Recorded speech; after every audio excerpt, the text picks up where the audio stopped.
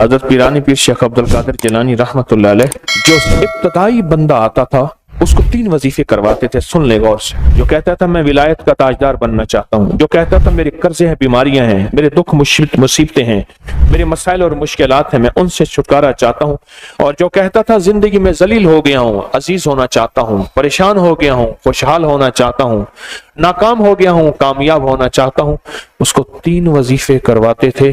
पीरानी पीर शेख अब्दुल कादिर जिलानी रहमतुल्लाह अलैह से किसी ने पूछा, हजरत आपकी खानकाह में, आपकी, मैं बगदाद में उनकी खानकाह में गया हूं, बंद थी।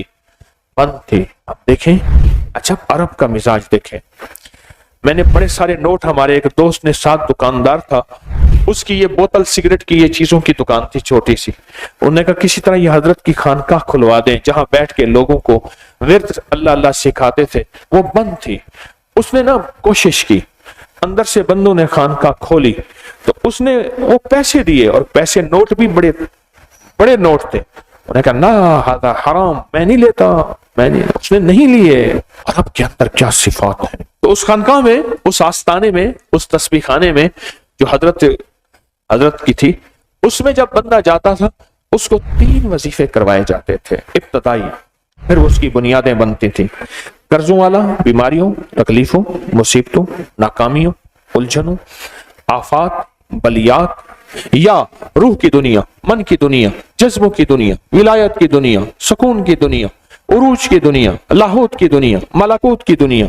अगर कोई बंदा चाहता था उसको दरूद पाक का वजीफा, उसको सूरत फातिहा का वजीफा, इय्याका नअबुदु व इय्याका नस्तईन, और उसको या लतीफ या वदूद का वजीफा करवाया जाता था। क्यों? इन सब वज़ाइफ में अल्लाह उसके हबीब की अजमत है, इन सब वज़ाइफ में अल्लाह उसके हबीब के नाम की बरकत है, इन सब वज़ाइफ में अल्लाह उसके हबीब के नाम की रूह और रूहानियत है। मेरे पास एक साहब आए, मुझसे कहने लगे कि मैं एक अमल का आमिल हूं, लोगों को एलर्जी हो जाती है, फोड़े फुंसियां हो जाते हैं, मैं दम करता हूं वो ठीक हो जाता है। किसी को सांप काट जाए, मैं दम करता हूं ठीक हो जाता है। बिच्छू, भेड़, कोई जहरीली चीज काट जाए, मैं दम करता हूं लोग ठीक हो जाते हैं, मैं दम करता हूं लोग ठीक हो जाते हैं। कहा कि मेरे पास एक खास अमल है, मेरे पास एक खास अमल है, और मैं ये करता हूं लोग ठीक हो जाते हैं। और कहा मेरे पास ये अमल एक चीज का आजमूदा है, मेरे पास कोई जादू का डसा हुआ ऐसा बंदा है जिसको चैलेंज से कह दिया हो कि तुझ पे जादू है, और दूसरे लफ्जों में, ये लफ्ज मैं खुद कह रहा हूं कि तेरे ऊपर खिंजीर का जादू है, कुत्ते का जादू है, खोपड़ी का जादू है, बंदर की खोपड़ी का जादू है। मुझे बंदा कहने लगा कि कोई जादू काले से काला, खतरनाक से खतरनाक बंदिश हो, मैं इस अमल को करके देता हूं लोग ठीक हो जाते हैं। कहा बंधे हुए, जंजीरों में उलझे हुए, बंदिशों के मारे हुए ठीक करता हूं। कहा कि मैं चाहता हूं वो विर्द मैं आपको दे दूं, आप लोगों को नहीं, आप लोगों से नहीं छुपाते, तो मैं कहता हूं मैं भी आपसे ना छुपाऊं। मैं कह तेरी मेहरबानी है, दे दे। और मैं आपसे भी अर्ज करूंगा, आपका कोई आजमूदा अमल है, खवातीन भी, मस्तूरात भी, आप भी, कोई नक्श है, कोई तावीज है, किसी मकसद के लिए आजमाया है, जरूर लिखें, उसके फायदे वजाहत से लिखें, उसकी तरतीब वजाहत से लिखें। कोई टोटका आजमाया है, जरूर लिखें, इंसानियत को नफा होता है। तो मैंने कहा बता दे मुझे। मुझसे कहने लगा कि मैंने दरूद इब्राहिमी का चिल्ला किया हुआ है, मैंने दरूद इब्राहिमी का चिल्ला किया हुआ है, मैं इन सब मकासद के लिए दरूद इब्राहिमी पढ़ता हूं, और मैं दरूद इब्राहिमी पढ़ता हूं और पढ़ के किसी को दम कर देता हूं, किसी पे थुतकार देता हूं, किसी पे क्या करता हूं, बस मेरे पास दरूद इब्राहिमी है और मैं दरूद इब्राहिमी से सारे काम लेता हूं। कहा कि यहां तक कि मैं सफर में जाता हूं और मेरी चाहत होती है कि मैं ये खाने को मुझे मिले, ये पीने को मिले, मुझे इस तरह की रिहाइश मिले, इस तरह। कहा दरूद इब्राहिमी पढ़ता हूं, मुझे यकीन है, और वैसे हो जाता है। सोचें, जिस दरूद इब्राहिमी को नमाज में मेरे कमली वाले ने उसका इंतखाब किया है, वो कोई चीज आखिर होगी ना। सोचें तो उसे, आखिर वो कोई चीज है सही, ऐसे तो नहीं है, वो चीज है ऐसे तो नहीं है। कहा कि मेरे पास दरूद इब्राहिमी है, मेरे पास दरूद इब्राहिमी, और मैं लोगों का इससे इलाज करता हूं, اور لوگ ٹھیک ہوتے ہیں، ان کے مسئلے حل ہوتے ہیں، ان کی بندش جادو ٹوٹ جاتے ہیں۔ تو میں تو چاہتا ہوں کہ آج ہم یہ درود ابراہیمی کا عمل کریں، انشاءاللہ یہ تاثیر بھی مل جائے گی، اور ساتھ جو برکت کی چاہت ہے کہ اللہ کبھی مجھ سے برکت نہ چھیننا۔ ایسا نہ ہو میں یا میری نسلیں ٹکڑے ٹکڑے دانے دانے قطرے قطرے کے محتاج بن جائیں۔ اللہ مجھ سے کبھی برکت نہ چھینا، ایسا نہ ہو کہ میں ٹھوکریں کھاؤں در در کی، اے سخی آقا مجھ سے برکت نہ چھیننا، کہ میرے اندر بس سب کچھ ختم ہو جائے اور میں دنیا کے سامنے ذلیل بن جاؤں اور لوگ مجھ پہ ہنسیں۔ اللہ مجھ سے برکت نہ چھیننا اور میری نسلوں سے برکت نہ چھیننا۔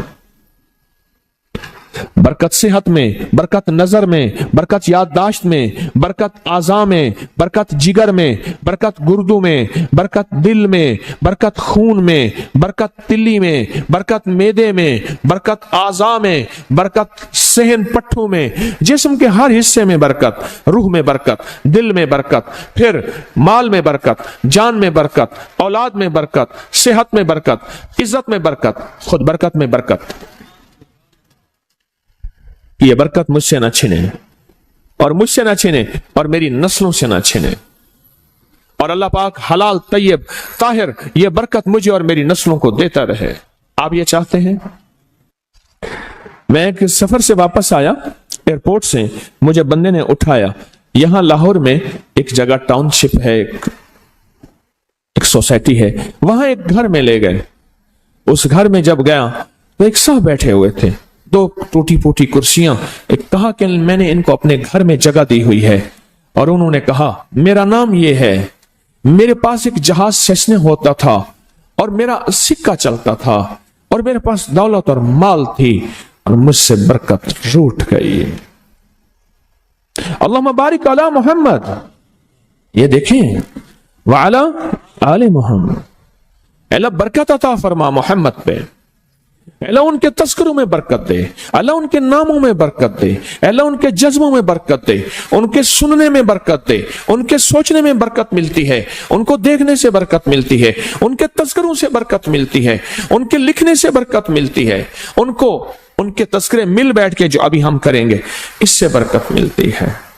کتنے لوگ ہوں گے زندگی میں جو آپ کے میرے سامنے مال تھا، دولت تھی، رزق تھا، صحت تھی، عزت تھی اور ان کا سکہ چلتا تھا، اور آج وہی لوگ ہیں جن کو کوئی جانتے نہیں اور ان سے برکت روٹ گئی، ان سے برکت روٹ گئی۔ امام محمد باقر فرماتے ہیں جب میرے والد کا وصال ہوا، ان کا والد کا وصال ہوا تھا محرم کے دوسرے عشرے میں، سن 94 ہجری، اور محرم کے دوسرے عشرے میں وصال ہوا تھا۔ فرمایا اگلے محرم میں لوگ جمع ہوئے اور مجھے بھی علم تھا کہ لوگ جمع ہوں گے اور ہمارے گھر میں درود پاک پڑھا جائے گا۔ تو فرماتے ہیں میں نے اس کا اہتمام کیا اور ایک بات پہ رویا، اس دفعہ میرے والد یہاں نہیں، اور کہا کہ رویا، اور پھر میں نے درود پاک پڑھا اور اس درد، اس کیفیت، اس جذبے کے ساتھ فرمایا درود پڑھا، اور سب نے مل کے درود ابراہیمی پڑھا اور بہت زیادہ پڑھا، اور سب نے مجھے استدعا کی کہ آج آپ کے والد نہیں ہیں، اس دفعہ آپ دعا فرمائیں، اور فرمایا پھر دعا کی۔ اس میں قرض کے پریشان بھی تھے، جن کے قرضے تھے، کوئی ایسے تھے جن کی اولاد نہیں تھی، جو ایسے تھے جن کا کاروبار یا فقر تھا، جن کے پاس غربت اور تنگ دستی تھی، کوئی ایسے بھی تھے جن کے اوپر حالات، مسائل، مشکلات، ان حالات، مسائل، مشکلات میں جادو بھی ہے، بندش بھی ہے، بیماریاں بھی ہیں، گھریلو مسئلے بھی ہیں، جھگڑے بھی ہیں، الجھنیں بھی ہیں، مقدمات بھی ہیں، ان حالات اور مسائل میں ناکامیاں، پریشانیاں، یہ ساری چیزیں لوگ جمع ہو جاتے ہیں، اور فرمایا کہ وہ خوشحال ہو جاتے ہیں۔ ایک واقعہ امام محمد باقر نے فرمایا، عاشورہ کی شام تھی، ہم نے مل بیٹھ کے درود ابراہیمی پڑھا جس میں ہمارے پیاروں کا تذکرہ اور ہمارے آبا کا تذکرہ، اور فرمایا درود ابراہیمی پڑھا۔ ایک شخص بالکل مفلس تھا اور وہ یمن کی کسی بستی سے آیا تھا، عاشورہ کے دن کتنے دن کا سفر کر کے آیا تھا، اس کی کمزور سی اٹھنی تھی، اس کے پاس بھی کھانے کو نہیں تھا، اس کی اونٹنی کے پاس بھی کھانے کو کچھ نہیں تھا۔ وہ آیا اور آ کے دعا میں شامل ہوا اور ہمارے ساتھ بیٹھ کے درود ابراہیمی پڑھتا رہا. کہا وہ بدو تھا, اسے درود ابراہیمی صحیح پڑھنا بھی نہیں آتا تھا. ہم دیہاتی کہتے ہیں, عرب میں اس کو دیہات میں رہنے والوں کو بدو کہتے ہیں. اس کو پڑھنا ہی نہیں آتا تھا, اور کہا ہمارے عمل میں شامل ہوا. آئندہ سال جب آیا تو اس کے ساتھ 7 اونٹ تھے, اور ہر اونٹ کے اوپر خوشحالی کے اثرات تھے, اور وہ خود خوشحال تھا. اس کے بیٹے ساتھ تھے, اور ہمارے لیے بہت توشے لایا اور ہدیے لایا, اور کہنے لگا کہ میں نے یہاں سے جانے کے بعد وہاں اونٹوں کا کام کیا, اونٹ ایک لیا, اس کو بیچا, بس اس میں برکت کے خزانے مجھے یہ ملے, اور آج میرے پاس خوشحالی ہے. اللہم بارک علی محمد. ہاں, یہ اس کا ترجمہ ہے. وعلی آل محمد. جو برکت ملی تھی محمد آل محمد کو, اس میں سے آج ہم نے حصہ لینا ہے. جو برکت ملی تھی, اور جس برکت کو ہر نماز میں ہم پڑھ رہے ہیں, کوئی خیال ہی نہیں کیا. ساری زندگی نماز پڑھتے پڑھتے, ساری زندگی التحیات پڑھتے پڑھتے ہو گئی کہ ہم یہ درود پڑھ کیا رہے ہیں, اور اس درود میں کن ہستیوں کا تذکرہ ہے. خیال ہی نہیں کیا, آج تک خیال ہی نہیں کیا. برکت اپنے غیب کے خزانے سے ملتی ہے, برکت غیب کے خزانے سے ملتی. اور ایک کثرت ہے, ایک برکت ہے. کثرت بھی بتا دو, کثرت بھی بتا دو. کتی کتنے بچے دیتی ہے؟ سورنی کتنے بچے دیتی ہے؟ سورنی بڑے بچے دیتی ہے, خنزیر بہت بچے دیتا ہے. ہم مری جا رہے تھے روحانی منزل میں, مری تو ایک جگہ نا کھلی جگہ پہ, وہاں پہاڑوں میں سور ہے, تو وہاں چھوٹے چھوٹے بچے تھے. بہت بچے دیتی ہے, پر ختم ہو جاتے ہیں. میں نے سڑکوں کے کنارے کتے مرے دیکھے ہیں, کبھی بکری مری نہیں دیکھی. آپ نے دیکھی ہو تو مجھے پتا نہیں ہے. سڑکوں کے کنارے کتے مرے بہت دیکھے ہیں. میں نے کتوں کے چھوٹے چھوٹے بچے گنے ہیں, 11 تک میں نے گنے ہیں. آپ میں سے کہیں کوئی تجربہ ہو, اس سے زیادہ بھی گنے ہیں؟ میں نے تو اس سے زیادہ نہیں دیکھے. 8 9 7 بچے ہوتے ہیں. ٹھیک, کوئی ایک بچہ, اگر یہ 11 زندہ رہ جاتے تو آج تو میرے خیال میں سڑکوں پہ جگہ نہ ہوتی, کتے ہی کتے ہوتے. کیوں؟ اللہ نے حلال میں, بکری میں برکت رکھی ہے.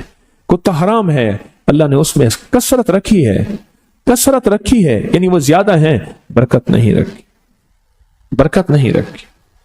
قدرت کا نظام دیکھیں کہ اللہ نے سپنی جو ہوتی ہے, سانپ کی مادہ سپنی میں اولاد کی محبت نہیں رکھی. جو بچہ پیدا ہوتا ہے اس کو خود کھا جاتی ہے, جو بچہ پیدا ہوتا ہے اس کو خود کھا جاتی ہے, اور جو ادھر ادھر بھاگ کے نکل جاتا ہے وہ سانپ بن جاتا ہے. اگر وہ خود نہ کھاتی تو یہاں تو چونٹیوں کی طرح سانپ ہوتے. دل میں محبت اللہ نے رکھی ہے. سانپ کی سپنی کے اندر سے محبت نکال دے, اللہ ہی دلوں میں محبت ڈالتا ہے. اور محبت ڈال دے ماں کے دل میں, حالانکہ وہ بھی ماں ہے, پر اس کے دل میں اللہ نے اولاد کی محبت نہیں ڈالی. اس ویڈیو کو لائک اور شیئر کریں.